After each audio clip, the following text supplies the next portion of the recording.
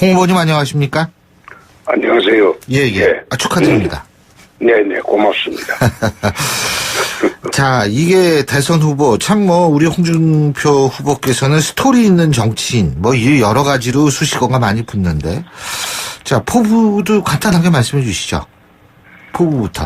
지금 대한민국이 천하대란입니다. 예. 그래서, 가장 시급한 게, 안보 문제고. 예. 국민의 70%가 안보 불안에 지금 시달리고 있습니다. 그래서 제가 집권하면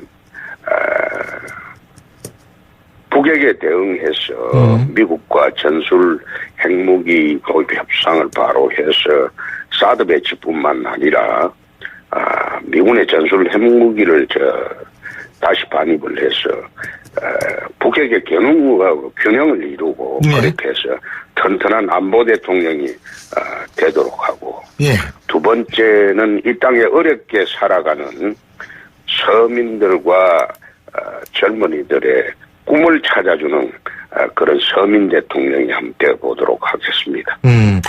지금 이제 선대위 꾸리셔야 될 텐데 말이에요. 그죠? 지금 정우택 원내대표 한 자리 맡고 나머지 한 자리 김진태 의원이나 2등한 사람 이런 사람 하나 앉힐 생각이 있으세요? 과거 선대위는 명망가 위주로 했습니다. 예. 그거는 시간이 많을 때 선대위고 그래서 지금 저는 명망가 위주의 선대위보다는 선거 실무를 책임지고 할 수 있는 그런 선대위를 꾸리려고 합니다.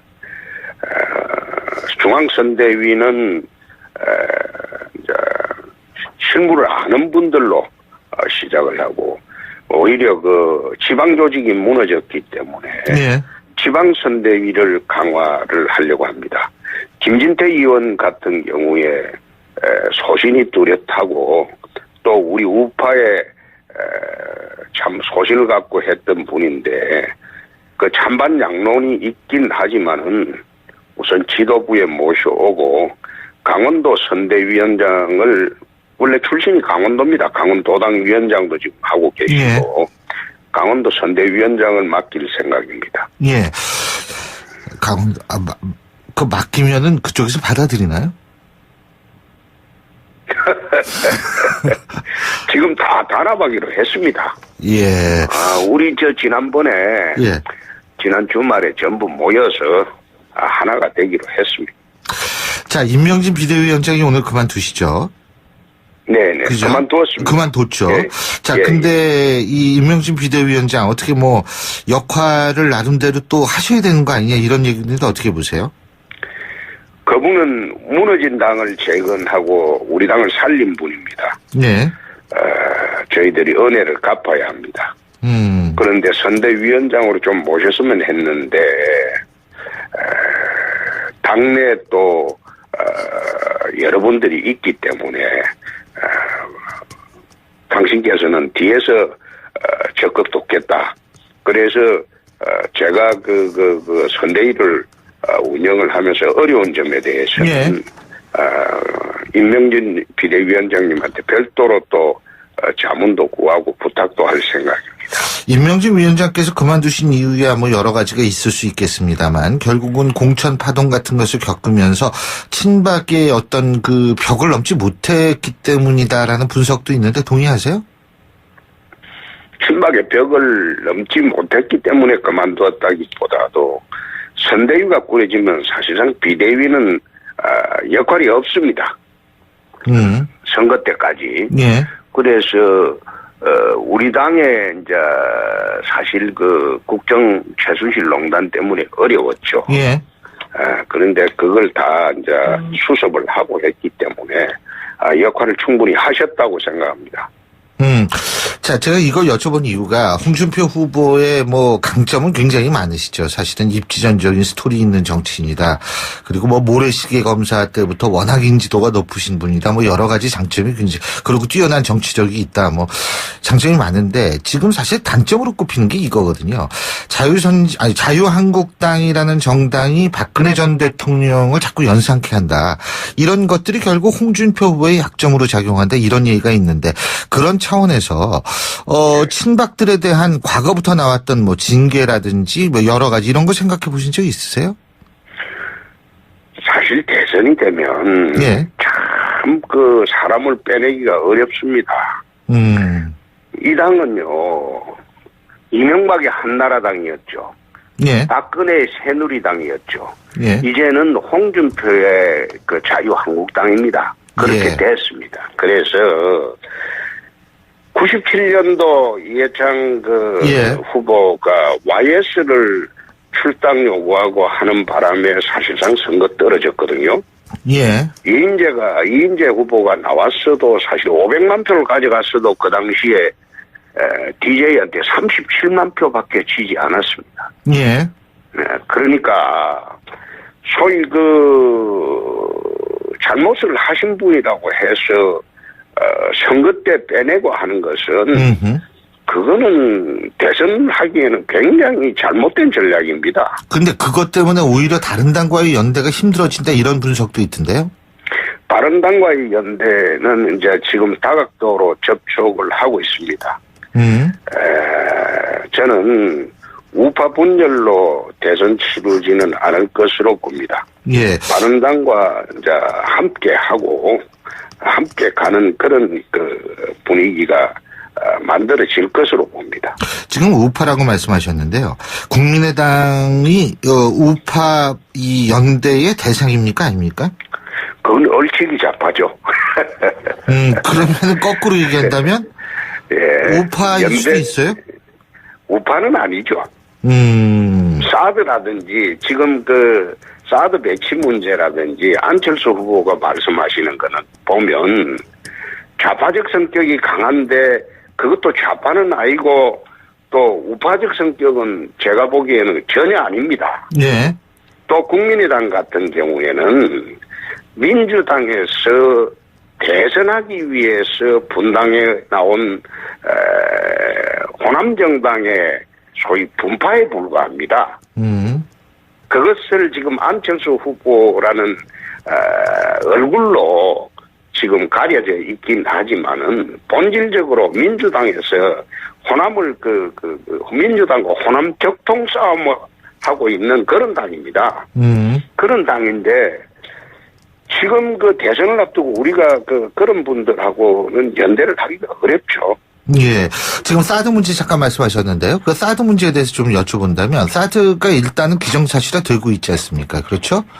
그렇습니다. 예. 만일 홍준표 후보께서 이제 집권을 하시게 된다라고 가정을 한다면, 이 사드 문제에 대해서 국내적인 어떤 이런 걸 어떻게 풀어야 된다고 보세요? 갈등을? 국내 갈등 문제는 예. 이게 안보 문제인데, 예. 사드 문제는 자세히 보면 미국과의 관계에서 우리가 죽고 사는 문제입니다. 예. 그리고 중국과의 관계에는 이거는 먹고 사는 문제에 불과합니다. 예. 그럼 먹고 사는 문제, 죽고 사는 문제를 하면 국민들이 뭘 선택을 해야 될까요? 그래서 그런 문제는 저는 그래서 사드 배치만으로는 북핵이 저지가 안 된다. 예.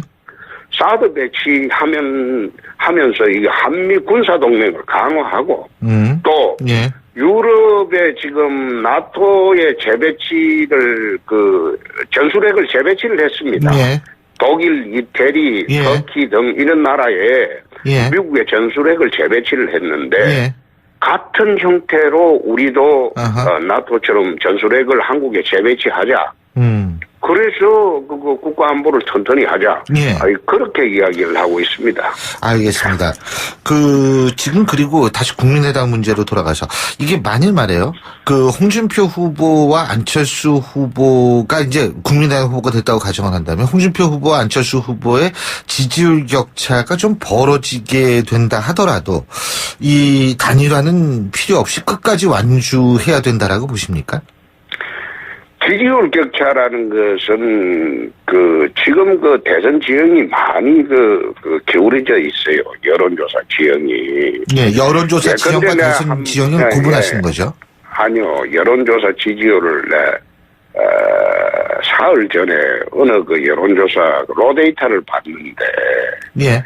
1000명을 조사하면서 이 여론조사 기관은 묘하게 물었습니다. 첫째, 보수 우파이냐, 진보 좌파이냐, 중도냐, 그것부터 묻고 여론조사를 한 것을 한번 봤습니다. 예. 그래 보니까 보수 우파라고 대답한 사람은 1000명 중에 87명에 불과했습니다. 예. 그렇게 여론조사를 하고 응답하는 사람들 중에서 보수 우파라고 대답하는 사람이 1000명 중에 87명이면 그게 여론조사가 믿을 수 있습니까? 지금 대한민국에 통상적으로 보수 우파라고 주장하는 사람 35%, 진보 좌파라고 주장하는 사람 24%, 25%, 그리고 나머지 40%가 지금 중도라는 것. 그런 여론조사 기관의 통계치가 쭉 나와 있는데, 그런 보수 우파라고 주장하는 사람이 1000명 중에 87명이 안 되는 데이터 가지고 여론조사라고 지금 발표하고 대세론이다 하고 이렇게 하는 게 나는 그거 믿지 않습니다. 그거는 예. 여론조사 기관에서 의도적으로 하는 경우도 있을 거예요. 왜 그런가 하면 자기 정부를 우선 출범을 하게 되면 국정여론조사라는 게 있습니다. 그 국정여론조사라는 게 100억 이상의 돈이 들어갑니다. 그거 수주하기 위해서 의도적으로 하는 여론조사 기관도 있다. 난 그래 들었습니다. 예. 근데 그거는 이제 홍준표 후보의 개인적 의견으로 저희가 받아들일 수밖에 없을 것 같고요. 개인적인 의견이 아니고 여론조사 데이터상에 나온 거예요. 자, 그리고요. 또 한 가지는 뭐냐면 지금 유승민 후보하고 여러 가지 갈등이 많으시죠. 그죠? 예? 유승민 후보와는 그게 경쟁 대상이 아니고 협력 대상입니다. 그러니까 갈등이 있는 거는 갈등이라기보다는 지금 탄핵 여파로 예. 당이 일부가 원인이 된 탄핵으로 분가를 했지요. 예. 분가를 했는데 원인이 됐던 탄핵이 이제는 박 대통령 구속까지 갔으니까 예. 다 끝났으니까 돌아오는 게 이게 정치적 도리고 그게 맞는 길입니다. 근데 갈등 대상이 아니라 예. 협력 대상입니다. 박근혜 전 대통령 구속 지금 말씀하셨는데 그 동정론이 좀 일 거라고 보세요? 동정론의 문제가 아니고 예. 박근혜 전 대통령은 재판이나 수사에 진 게 아니고 예.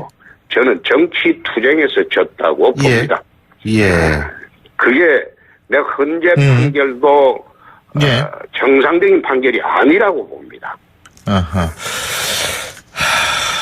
그러니까 어쨌든 좀 구속으로 인해서 대선 지형이 변화할 거라고 보십니까? 간단하게 답해 주시면. 저는 대선 지형이 변한다 안 변한다 그것보다도 예. 파면한 것도 정치 투쟁에 진 것이고 예. 구속한 것도 문재인 대세론을 갖다가 검찰이 도와주는 예. 소위 일방적인 주장에 불과한 거 알겠습니다. 아닌가 그래 봅니다.